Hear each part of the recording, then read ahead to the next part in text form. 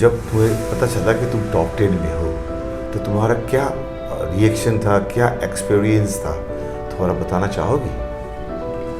मुझे तो पहले बहुत ही शॉक टाइप का लगा।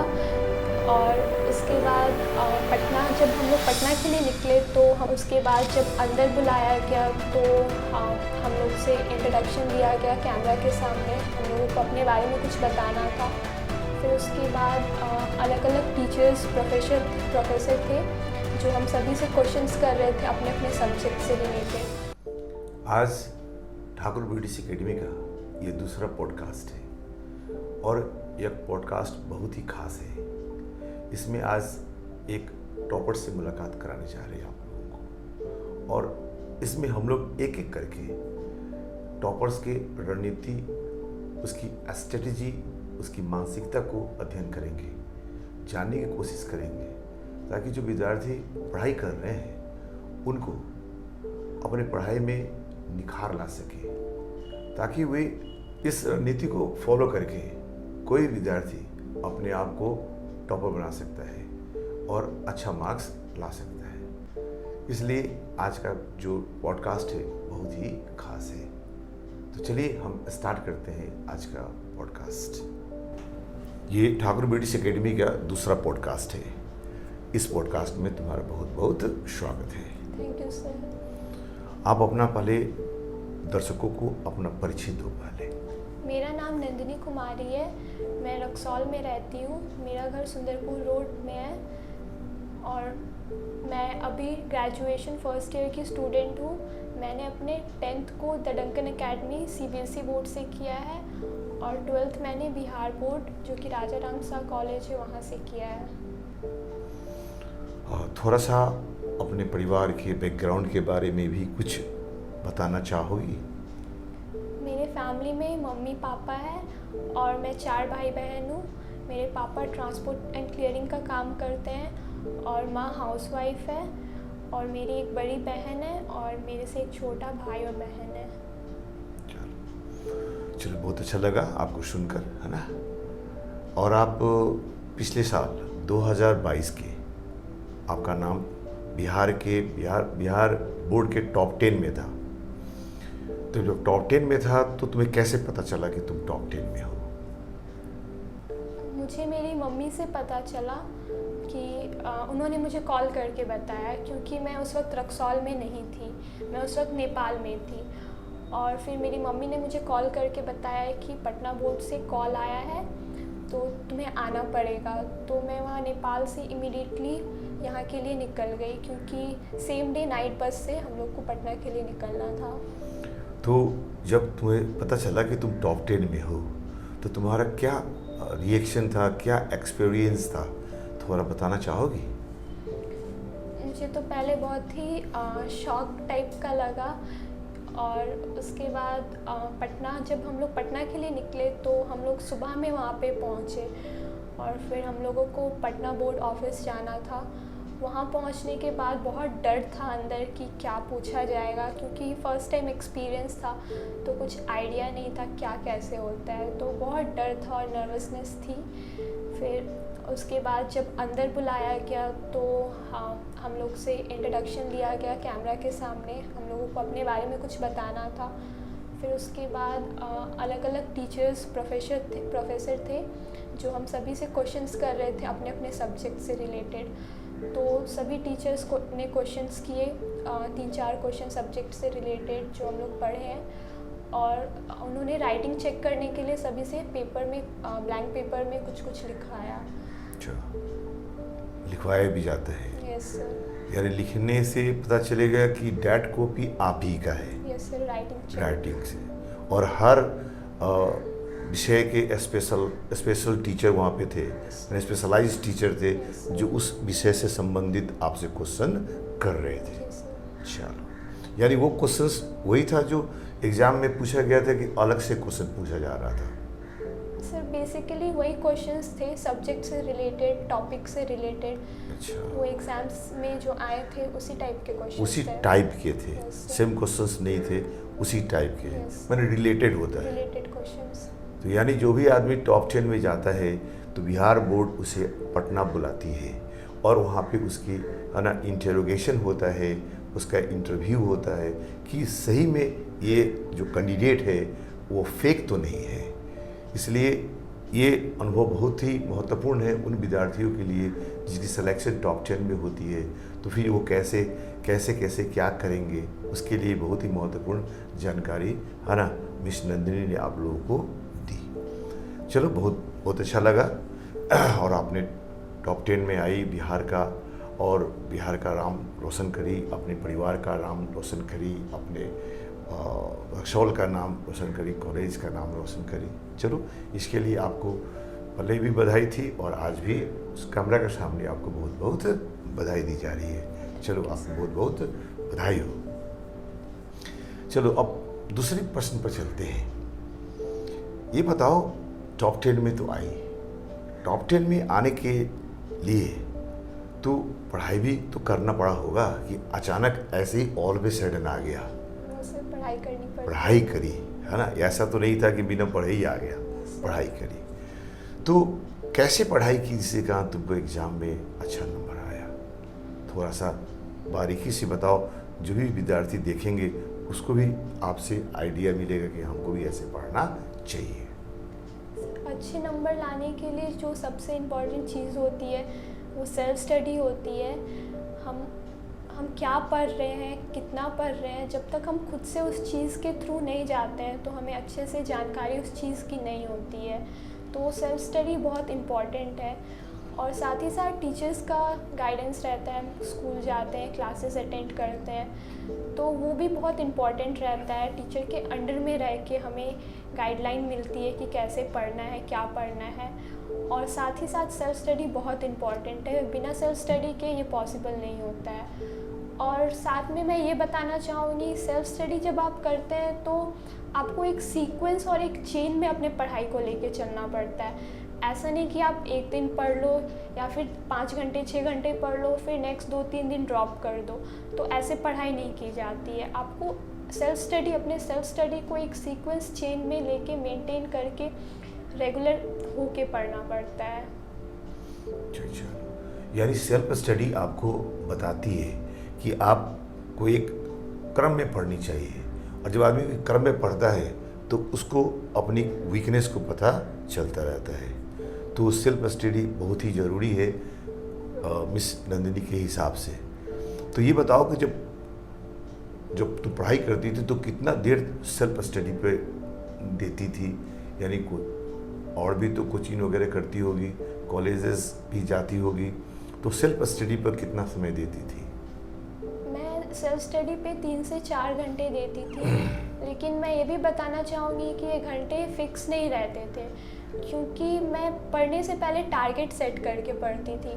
तो नेक्स्ट डे के लिए जैसे मैंने टारगेट सेट कर लिया तो उस चीज़ को नेक्स्ट डे कंप्लीट करना है, तो उसके लिए टाइम जैसे वो 3 घंटे में हो गया, 4 घंटे में हो गया, लेकिन कई बार ऐसा होता है कि वो टाइम में कंप्लीट नहीं हो पाता है, हमें एक्स्ट्रा टाइम देना पड़ता है। तो मैं एक्स्ट्रा टाइम दे के पढ़ती थी। मेरा मेन फोकस इस पे रहता था कि कल के भरोसे कोई चीज़ को नहीं छोड़ना है, जैसे मैंने टारगेट सेट किया तो उसको कंप्लीट करना है। तो उससे एक पढ़ाई में बहुत हेल्प मिलता है कि हम चीज़ों को धीरे धीरे करके कंप्लीट करते हैं तो ज़्यादा प्रेशर नहीं बनता है लास्ट मोमेंट पे। यानी कि सेल्फ स्टडी कितना देर करना चाहिए ये फिक्स नहीं होना चाहिए अकॉर्डिंग टू नंदिनी। यानी कि हमारा जो टारगेट है वो फिक्स होना चाहिए। मान लो कि आज हमको ये पढ़ना है, compete करना है, तो जितना देर लग जाए उतना देर में उसको ख़त्म कर देना है। डेट्स या तो वो 4 घंटे लगे या 5 घंटे लगे। और दूसरी बात ये कहना चाह रही है कि जो 4 और 5 घंटे हैं वो एक सीटिंग में नहीं, यानी मान लो कि 1 घंटे पढ़ लिए, फिर कुछ काम किए, फिर बाकी के समय में पढ़ के, यानी हमको 4 से 5 घंटे में सारा उस जो फिक्स किया हुआ चीज़ है, हमारा जो पैटर्न है, उसको ख़त्म कर देना है। That's meaning self study. ये नहीं कि एक बार बैठ गए और बैठ के पूरा 4 घंटे ख़त्म कर दिए, समझ में आया या नहीं है, ऐसा तो नहीं ना। यानी ब्रेक लेके पढ़ना चाहिए और अपना टारगेट बना लेना चाहिए कि आज इस तारीख को इतने में हमको इसको ख़त्म कर देना है, इसे कल पर छोड़ना नहीं चाहिए। चलो, इसके आगे ये भी पूछना चाहूँगा कि मान लो कि तो जनरल में ऐसा होता है, eight the time of examinations विद्यार्थी जो सेल्फ स्टडी करते हैं उसका जो टाइमिंग होता है बढ़ जाता है कि घट जाता है? सर एग्ज़ाम्स के वक्त तो यूजुअली टाइम बढ़ जाता है, चलो, क्योंकि ज़्यादा प्रेशर रहता है और ढेर सारे सब्जेक्ट्स रहते हैं तो सभी के थ्रू जाना पड़ता है, और एग्ज़ाम्स के मोमेंट पे स्टूडेंट में ज़्यादा प्रेशर बढ़ जाता है तो उनका टाइम भी बढ़ जाता है, तो उस वक्त दिन रात का पता नहीं चलता है। मेन फोकस पढ़ाई पे होता है और रिवीजन पे ही होता है। चलो, ऐसा नहीं होता कि लोग कहते हैं कि भाई जो इंटेलिजेंट होते हैं वो एग्ज़ाम के समय नहीं पढ़ते, एग्ज़ाम से पहले पढ़ते हैं और एग्ज़ाम के समय रिलैक्स करते हैं, ऐसा लोग बच्चे एग्जाम्पल्स देते हैं। लेकिन एक टॉपर की नज़र से, टॉपर की बातों को सुनने से लगा कि नहीं, ऐसा होता नहीं है। जो जितने भी टॉपर्स होते हैं वो एग्ज़ाम के समय में बहुत से अधिक समय देते हैं, जो एग्ज़ाम के पहले देते हैं उससे अधिक उनके आवर्स बढ़ जाते हैं, उनका समय का पता ही नहीं चलता कि कब रात हुआ और कब दिन हुआ, तो भी जाकर कोई विद्यार्थी टॉपर हो सकता है। यही बात है ना?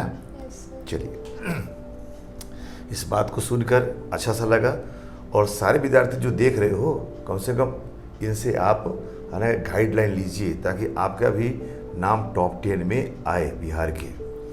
चलो आगे के एग्जाम से टॉपिक को देखते हैं। ये बताओ कि सिलेबस जो होता है, हर विषय का अपना अपना सिलेबस होता है, तो जिस तुम स्ट्रीम से थी उसका भी अपना सिलेबस रहा होगा, तो ये बताओ कि सिलेबस का क्या महत्व है एक स्टूडेंट के पॉइंट ऑफ व्यू से? मैं पहले बताना चाहूँगी, मैं कॉमर्स स्ट्रीम से थी और एक स्टूडेंट के लाइफ में सिलेबस का बहुत ही इम्पॉर्टेंट रोल रहता है, क्योंकि सिलेबस एक आउटलाइन की तरह काम करता है, एक फ्रेमवर्क की तरह काम करता है जिसके अंडर में स्टूडेंट्स को रह के अपनी प्रिपरेशन करनी रहती है। तो सिलेबस के अकॉर्डिंग स्टूडेंट्स को पता चलता है कौन से चैप्टर्स है, क्या टॉपिक्स है, क्या कवर करना है, तो सिलेबस बहुत इम्पॉर्टेंट रहता है एग्ज़ाम्स के लिए। यानी सिलेबस एक मार्गदर्शन होता है, एक एस्टीमेट होता है जिससे बच्चों को पढ़ाई करने में आसानी होती है। तो पहले जो भी विद्यार्थी जो पढ़ रहे हैं उनको अपने सिलेबस की जानकारी होनी चाहिए, अकॉर्डिंग टू सिलेबस ही पढ़नी चाहिए, न सिलेबस से ज़्यादा न सिलेबस से कम। M I right? बहुत सारे लोग सिलेबस के आउट भी पढ़ लेते हैं, उसके बारे में क्या तुम्हारी राय है? नॉलेज हेल्पफुल रहता है, लेकिन एग्ज़ाम्स के पॉइंट ऑफ व्यू से बात किया जाए तो स्टूडेंट का मेन कंसंट्रेशन होता है वो सिलेबस पे ही होना चाहिए, क्योंकि क्वेश्चंस सिलेबस से ही आते हैं। और बहुत बार ऐसा होता है एक्स्ट्रा पढ़ने से कंसंट्रेशन इधर उधर हो जाता है और वो कन्फ्यूजन क्रिएट करती है, तो मेन फोकस सिलेबस पे होना चाहिए एग्ज़ाम्स के टाइम। उससे क्या होता है, हम डाउट से दूर रह पाते हैं। जो जैसे ऑब्जेक्टिव बेस्ड क्वेश्चन रहते हैं तो उसमें हमें अच्छे से नॉलेज होना पड़ता है क्वेश्चंस को बनाने के लिए। तो अगर हम लोग ज़्यादा पढ़े रहते हैं तो बहुत बार ऐसा होता है वो कन्फ्यूजन क्रिएट करता है। तो जब हमारा मेन फोकस सिलेबस पे रहेगा तो हम ये सब चीज़ों से दूर रह पाएंगे।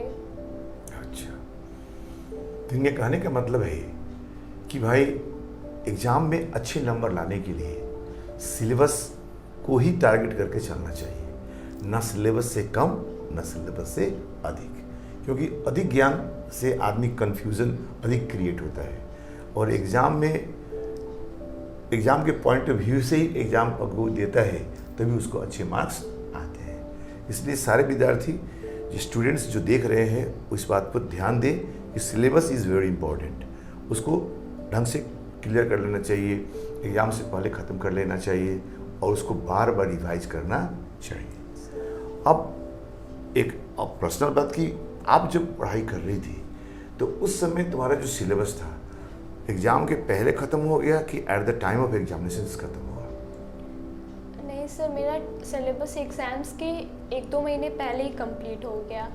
कुछ स्टूडेंट्स ऐसे होते हैं जो एंड मोमेंट तक अपने सिलेबस को लेके चलते हैं और उसको कंप्लीट करते हैं। लेकिन मैंने ऐसा नहीं किया था, मैंने 1-2 महीने पहले अपने सिलेबस को कंप्लीट कर लिया था, क्योंकि सिलेबस का हमें पता रहता है कितना क्या कवर करना है। तो उस हिसाब से मैंने देखा था पढ़ने को बहुत कुछ था और ढेर सारे सब्जेक्ट्स थे, 5 मेन सब्जेक्ट्स होते हैं, जैसे एक ऑप्शनल रहता है। तो मेरा मेन फोकस था कि एग्ज़ाम से पहले कैसे सबको कंप्लीट कर दूं ताकि एग्ज़ाम वक्त ज़्यादा प्रेशर ना हो पाए। एग्ज़ाम वक्त हमारा मेन फोकस रिवीजन पे होना चाहिए, हम कैसे रिवीजन कर रहे हैं, तो उसके लिए हमें सिलेबस कंप्लीट करना पड़ेगा। तो मैं सभी को सजेस्ट करूँगी कि एग्ज़ाम से पहले आप अपना सिलेबस कवर कीजिए और at the time of examinations revision करिए। Yes sir. Revision is very important. Yes sir. Learning is not very important. Learning is important, but at the time of examinations, revision is very important. When digestion, what you have eaten, what you have gained, you should try to digest according to क्या कहते हैं practice. तो practice करना बहुत ज़रूरी है। तो सारे लोग देखें कि पढ़ना तो ज़रूरी है ही है, लेकिन उसको डाइजेस्ट करना, और डाइजेस्ट करेंगे कैसे, वही उसका एक ही उपाय है, practice. Practice makes a man perfect. Study करिए अच्छी बात है, लेकिन प्रैक्टिस भी करना बहुत ज़रूरी है, और जितने भी टॉपर्स होते हैं वो प्रैक्टिस करते हैं। ठीक, आ जाओ। ये बताओ, एक स्टूडेंट्स के ज़िंदगी में, ठीक है, चाहे स्टूडेंट्स के लाइफ में, जो स्टूडेंट्स लाइफ होता है उसमें प्रीवियस ईयर्स के जो क्वेश्चंस होते हैं उसका भी कोई इम्पैक्ट होता है? Yes sir, previous year questions का इम्पैक्ट रहता है स्टूडेंट के लाइफ में। जैसे हम सिलेबस के अकॉर्डिंग पढ़ लिए, सिलेबस हमने कवर कर लिया, लेकिन जब तक हमें आइडिया नहीं मिलेगा क्वेश्चंस किस तरह से फ्रेम होते हैं, एग्ज़ाम्स में किस तरीके के क्वेश्चंस आते हैं, क्योंकि हर एग्ज़ाम्स में अलग अलग पैटर्न से क्वेश्चन आते हैं। हमारे बिहार बोर्ड में अलग पैटर्न रहता है, CBSE वालों का अलग पैटर्न रहता है, और इवन कॉम्पिटिटिव एग्ज़ाम्स में भी आई थिंक अलग पैटर्न रहता है। तो हमें प्रीवियस ईयर क्वेश्चंस को देख के ही पता चलेगा कि पैटर्न, एग्ज़ाम्स का पैटर्न किस तरह का है, तो हमें उस पर ध्यान देना चाहिए। तो पढ़ने के बाद पता चलेगा कि किस तरीके के क्वेश्चंस हैं, हम कैसे उससे डील करें, टाइम मैनेजमेंट और भी दूसरी चीज़। अच्छा, यानी प्रीवियस ईयर्स के क्वेश्चंस हर विद्यार्थी को देखना चाहिए, उससे उसको आइडिया लग जाता है कि कैसे क्वेश्चंस पूछे जाते हैं। जब तक आप क्वेश्चंस के बारे में जानेंगे नहीं तो उसका आंसर आप कैसे दे सकते हो। इसलिए सारे स्टूडेंट्स को प्रीवियस ईयर्स के क्वेश्चंस देखते रहना चाहिए। M I right? यही कहना चाह रही हो ना? चलो, आपको हेल्प किया? यस सर, बहुत हेल्प किया। मैंने मॉडल पेपर्स खरीद के या फिर लास्ट ईयर के क्वेश्चंस वो सब मैंने देखे, तो मुझे पता चला कि पहले मुझे नहीं मालूम था कि ऑब्जेक्टिव बेस्ड रहते हैं, क्योंकि मैंने 10th CBSE से किया था, तो उसमें ज़्यादा सब्जेक्टिव ही रहता है, ऑब्जेक्टिव ज़्यादा नहीं होता है। लेकिन बिहार बोर्ड में सिलेबस देखने से पता चला इक्वल रहता है दोनों, 50 ऑब्जेक्टिव एंड 50 सब्जेक्टिव। अच्छा, चलो चलिए भाई, इससे आप लोग सभी लोग जो भी आप पढ़ाई लिखाई कर रहे हो अभी इस साल और अगले साल एग्ज़ाम देना चाहते हो, तो प्रीवियस ईयर्स के क्वेश्चंस ज़रूर देखो, तभी उसको आपको अंदाज़ा लगेगा। केवल पढ़ना इम्पोर्टेंट नहीं है, उसको संभाल कर उसको एग्जीक्यूट करना बहुत इम्पोर्टेंट होता है। आ जाओ, अब आगे चलें। Yes sir. चलो चलो, विद्यार्थी जो पढ़ता है, स्टूडेंट्स पढ़ता है, तो पढ़ाई एक प्रकार कभी कभी ऊब हो जाता है आदमी को, बार बार एक ही चीज़ को पढ़ते पढ़ते। M I right? बोरिंग आदमी फील करता है, और थोड़ा सा आदमी टेंशन में भी रहता है एग्जाम के लेकर, तो आदमी में बहुत सारा डिस्ट्रैक्शंस आता रहता है। तुम्हारे आता है कि जो एग्जाम देने के समय आ रहा था कि नहीं, आता था कि नहीं, ऐसे थे डिस्ट्रैक्शन? यस सर, डिस्ट्रैक्शन होता था। पढ़ने से, कंटिन्यूस पढ़ने से फ्रस्ट्रेशन होती है, इरिटेशन होता है, और हमें अपने पढ़ाई को जैसे कंटिन्यूटी में लेके चलना रहता है, तो बहुत बार स्टूडेंट्स उब जाते हैं, पढ़ने का मन नहीं करता है। लेकिन गिव अप करना कोई सल्यूशन नहीं है, तो हमें उससे ओवरकम कैसे करना है वो हमें पता होना चाहिए। जब मेरे साथ ऐसा होता था तो मैं घर में सबसे बात करती थी जाके, माँ पापा दीदी है, उन लोगों से बात करके अच्छा लगता था। और कभी कभी नहीं, बहुत बार ऐसे होता है पेरेंट्स को देख के मोटिवेशन मिलता है बच्चों को। तो मैं जब भी अपने पेरेंट्स को देखती थी तो मुझे मोटिवेशन फील होता था, तो मैं इस तरह से डिस्ट्रैक्शन से दूर रह पाती थी और फोकस करती थी। आजकल देखने को मिलता है कि आजकल बहुत सारे डिस्ट्रैक्शंस हैं इन आवर सोसाइटी, और स्टूडेंट्स जो हैं उसमें दिन प्रतिदिन फंसते जा रहे हैं। और इस पे तुम्हारा कोई क्या विचार है? ऐसा होना चाहिए? क्योंकि एक पढ़ाई लिखाई एक तरह से तपस्या है और उसका एक मोटिव होना चाहिए, लेकिन बच्चे को देखते हैं कि अलग अलग डिस्ट्रैक्शंस में लगे रहते हैं और उससे उसकी पढ़ाई हैम्पर करता है। तो तुम्हारा इस पर क्या अपना सोच है विद्यार्थियों को लेकर, स्टूडेंट्स को लेकर? आजकल के जनरेशन के लिए सबसे बड़ी डिस्ट्रैक्शन फ़ोन है, स्मार्टफोन जो कि स्मार्ट है, लेकिन और फ़ोन विद इंटरनेट जो सबसे बड़ी डिस्ट्रैक्शन है। आजकल के बच्चे ज़्यादा टाइम सोशल मीडिया पे देते हैं और इधर उधर में अपने टाइम को वेस्ट करते हैं। तो मैं ये बताना चाहूँगी कि बच्चे को अपने टाइम को वेस्ट नहीं करना चाहिए। इंटरनेट जहाँ पे एक बहुत यूज़फुल चीज़ है, वहाँ पे एक वो बहुत उसका बहुत नेगेटिव इम्पैक्ट भी पड़ता है।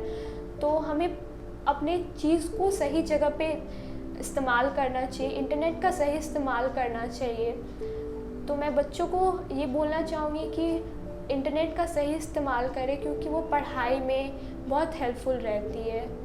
चलिए, यानी कहने का मतलब टेक्नोलॉजी बहुत ही इम्पॉर्टेंट है। आज तो पूरा दुनिया बेस्ड ऑन टेक्नोलॉजी हो गया, और बिना टेक्नोलॉजी का हम लोग डेवलपमेंट नहीं कर सकते। पहले ज़माना में जो पढ़ाई होता था वो मैंने बुक से होता था, तो सोर्सेज बहुत लिमिटेड था।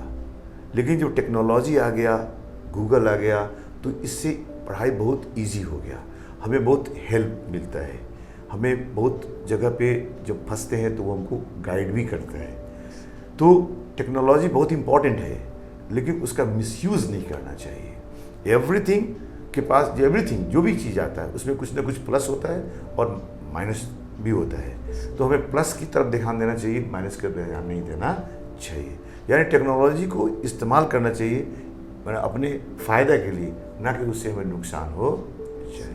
ठीक, तो टेक्नोलॉजी इज़ वेरी इंपॉर्टेंट, लेकिन उसे सही ढंग से इस्तेमाल करना चाहिए।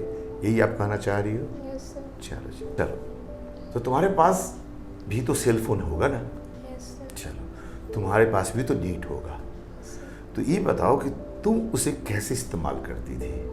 केवल यूट्यूब पे जाकर ब्राउजिंग करके, फेसबुक, इंस्टाग्राम या व्हाट्सअप, कैसे कैसे तुम उसको इस्तेमाल करती थी? सर मैं बताना चाहूँगी, एग्ज़ाम्स ऐसा नहीं है कि मैं सोशल मीडिया पे नहीं हूँ, मैं यूज़ नहीं करती हूँ, आजकल के सभी बच्चे करते हैं। तो लेकिन एग्ज़ाम्स के वक्त मेरा बिल्कुल फोकस नहीं रहता है सोशल मीडिया पे। मैं तो बहुत बार इवन 10th के एग्ज़ाम्स में, 12th के एग्ज़ाम में मैं सोशल मीडिया को डीएक्टिवेट कर देती हूँ, मैं यूज़ नहीं करती हूँ। जस्ट एक व्हाट्सएप यूज़ करती हूँ, क्योंकि फ्रेंड से थोड़ा नोट्स वगैरह या फिर कुछ डाउट्स हुआ तो उसके लिए एक व्हाट्सएप बस यूज़ करती थी। तो इंटरनेट का यूज़ मैं पढ़ाई के लिए करती थी। जैसे बहुत ढेर सारा सिलेबस था एंटरप्रेन्योरशिप में। जब मैंने पहली बार सिलेबस देखा था तो एंटरप्रेन्योरशिप में टोटल 22 चैप्टर्स थे, मुझे आज भी याद है। और बीएसटी में भी 10 से ज़्यादा चैप्टर्स थे, और हिंदी में भी ढेर सारा सिलेबस था। फिर उसके बाद अकाउंटेंसी, जो सबसे डिफ़िकल्ट रहता है कॉमर्स स्टूडेंट के लिए। लेकिन मैं बताना चाहूँगी मुझे इंग्लिश में कोई दिक्कत नहीं हुई, क्योंकि मुझे कभी डाउट ही नहीं आया जिस तरीके से आप पढ़ाते थे विथ टेक्नोलॉजी। तो मुझे कभी कोई डाउट नहीं है और वो दिमाग में अच्छे से रह जाता था। लेकिन बाकी सब्जेक्ट्स कवर करने के लिए मैंने यूट्यूब का हेल्प लिया। यूट्यूब पे बहुत ढेर सारे मटेरियल अवेलेबल रहते हैं, कंटेंट रहते हैं जिसके थ्रू स्टूडेंट्स पढ़ सकते हैं। तो मैंने उसके थ्रू अपनी पढ़ाई को किया, धीरे धीरे करके चैप्टर वाइज पढ़ा, तो वो बहुत हेल्पफुल रहा मेरे लिए। चलिए, तो टेक्नोलॉजी बहुत हेल्पफुल है, और तुमको भी और सब विषयों में, सब्जेक्ट में तुम्हें यूट्यूब के माध्यम से तुमने पढ़ाई करी, यानी इंग्लिश को छोड़कर। Yes sir. बाकी विषय जो था उसमें कहीं ना कहीं प्रॉब्लम क्रिएट हो रहा था, तो तुमने यूट्यूब से सहारा लेकर पढ़ी। यानी यूट्यूब है एक अच्छा प्लेटफॉर्म है जहाँ से बच्चे अच्छे तैयारी कर सकते हैं, ठीक है ना, क्योंकि अलग अलग व्यू मिलते हैं वहाँ पे, अलग अलग टीचर्स मिलते हैं और आपका जो सेंस है वो अच्छा स्ट्रांग होता है, अच्छा ग्रो करता है। इसलिए आप लोग जो भी देख रहे हैं आप YouTube का इस्तेमाल करें, लेकिन पढ़ाई के लिए करें, केवल टाइम वेस्ट के लिए ना करें। M I right? तो एग्ज़ाम की तैयारी, तो एग्ज़ाम की जो सिलेबस था वो तुम्हारा एग्ज़ाम से 2-3 महीना पहले ख़त्म हो गया। तो फिर जो ख़त्म हो गया तो उस बीच में जो रिवीजन करती थी कैसे करती थी? उसका कुछ पैटर्न बनाई थी, क्या है? सर जैसे कि मैंने बताया मैं यूट्यूब से पढ़ती थी अपने सब्जेक्ट्स को, तो मेरा आदत था जैसे मैंने एक चैप्टर कंप्लीट कर लिया तो उसके बाद मैं नोट्स बनाती थी उस चैप्टर का। यूट्यूब से या फिर गूगल से हमें बहुत कंटेंट मिल जाता है और कभी कभी बुक का भी हेल्प लेके तो मैं नोट्स बनाती थी। नोट्स बनाने से उसमें टाइम तो लगता था लेकिन एग्ज़ाम्स के वक्त फ़ायदा होता था। जैसे जो नोट्स हम 1-2 घंटे मेहनत करके बनाते हैं, एग्ज़ाम्स के वक्त एक क्विक रिकैप हो जाता है हमारा, तो हमें ज़्यादा टाइम उसमें इन्वेस्ट नहीं करना पड़ता एग्ज़ाम्स के टाइम, तो टाइम वेस्ट नहीं हो पाता है और हम उसको अच्छे से रिवाइज़ कर पाते हैं। और ख़ुद का नोट्स रहता है तो बहुत बेनिफिशियल रहता है, हम अपने लैंग्वेज में लिखते हैं, इजी लैंग्वेज रहता है तो वो आंसर राइटिंग में हेल्प करती है। तो चलो, यानी जो भी विद्यार्थी एग्ज़ाम देख रहे हैं, एग्ज़ाम की तैयारी कर रहे हैं, उसे हर विषय का अपना अपना अलग अलग नोट्स बना लेना चाहिए। ठीक है, टाइम टेकिंग भी होता है, उसमें लेबर भी लगता है, लेकिन eight the time of examination वो बहुत ही हेल्प करता है, क्योंकि eight the time of examinations वही नोट्स उसके पास होता है जिसको वो देखकर अपने आप को रिवाइज कर सकता है, अपने टेक्स्ट को रिवाइज कर सकता है और बहुत हेल्पफुल होता है। कहना यही चाह रही हो ना? Yes sir. तो तुमको इससे बहुत फ़ायदा हुआ eight the time of examination? Yes sir, बहुत हेल्पफुल रहा। चलो भाई, तो नोट्स बनाना बहुत इम्पोर्टेंट है, अपने से बनाना, सेल्फ बनाना इम्पोर्टेंट है। बहुत सारे लोग सर लोग नोट्स वगैरह भी देते हैं, तो ये बताओ कि वो नोट्स और सेल्फ से बनाया हुआ नोट्स उसमें कितना अंतर हो सकता है, उसमें क्या फ़ायदा क्या घाटा? कुछ ऐसे हम देखते हैं कि बहुत सारे असाइनमेंट्स के रूप में नोट्स वगैरह बच्चों के पास होता है, पढ़ते हैं, ठीक है, अच्छी बात है, लेकिन एज ए स्टूडेंट उसको एक बार रिमेंबर कर लेना या अपने से एक नोट्स बनाना, उसको फिर उसमें कुछ ऐड ऑन करना, तो वो ज़्यादा फ़ायदा करता है किसी के जो नोट्स बाजार में मिलती है उसको रट लेने से फ़ायदा करता है?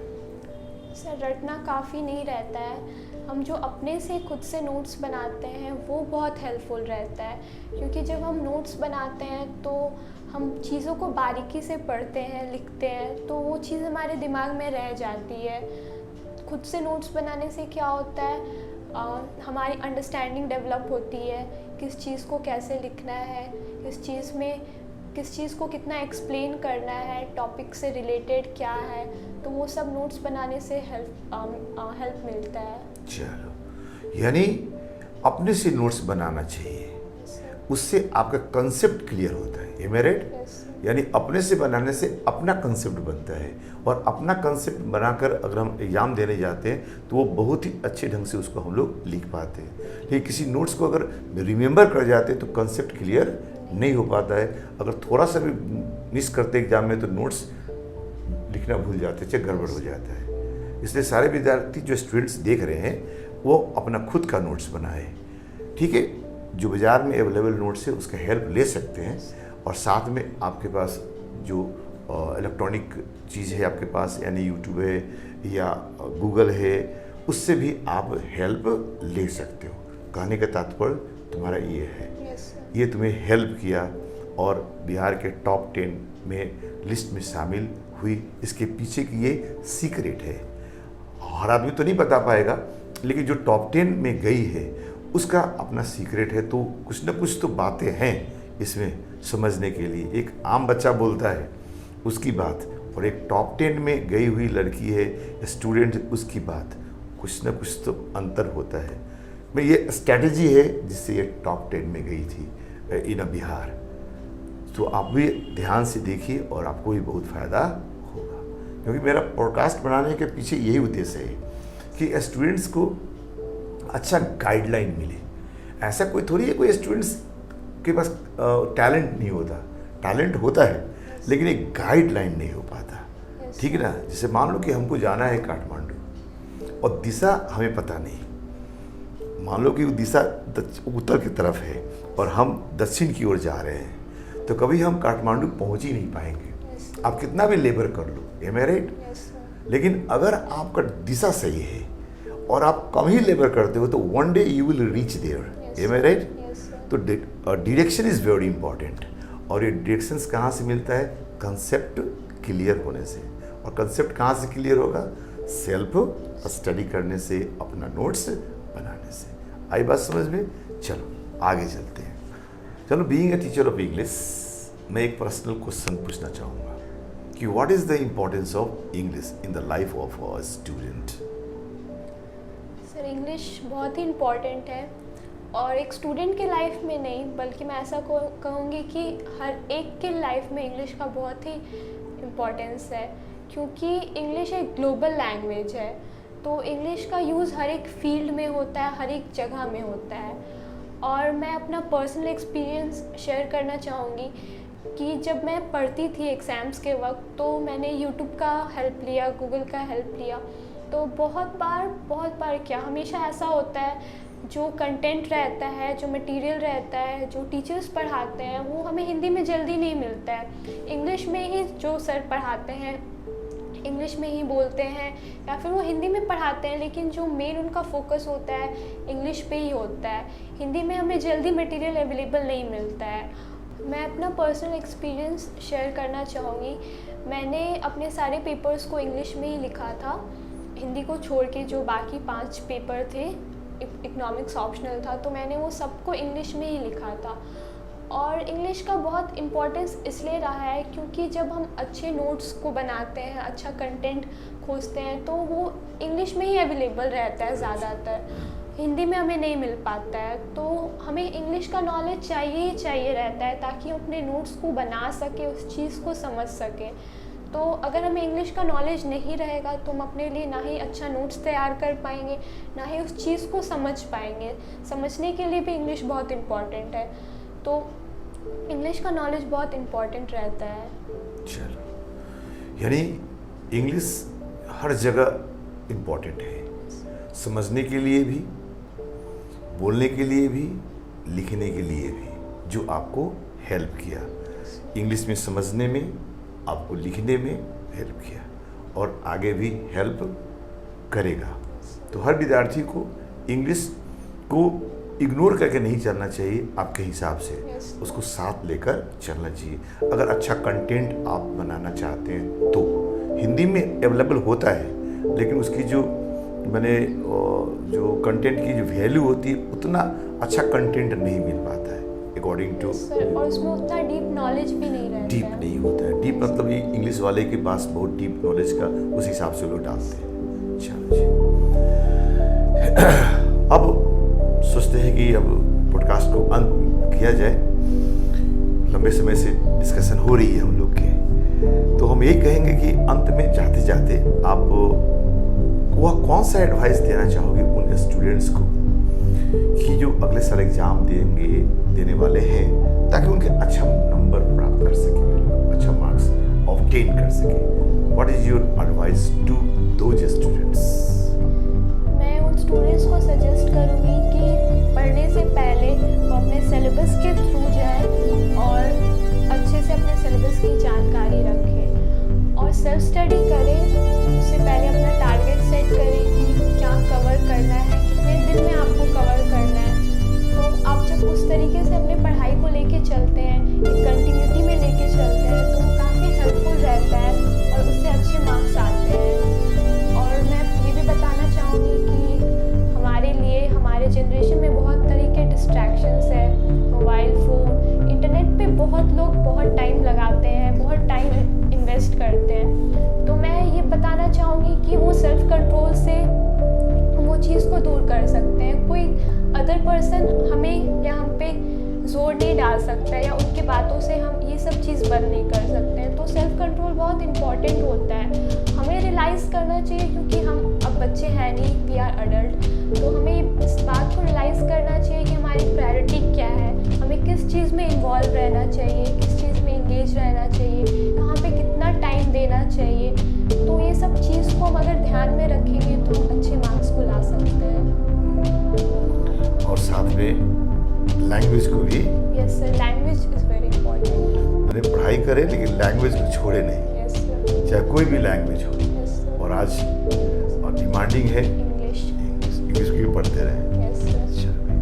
चलिए, आपने अपना कीमती समय दिया और हमसे बहुत अच्छी अच्छी बात भी करी, इसके लिए आपको बहुत बहुत धन्यवाद। Thank you sir. Thank you. कोई भी सपना साकार करने के लिए सबसे जरूरी है सही कोच का। चुनिए ठाकुर ब्रिटिश एकेडमी को और करें अपने इंग्लिश स्पोकन का सपना साकार। Download the app now.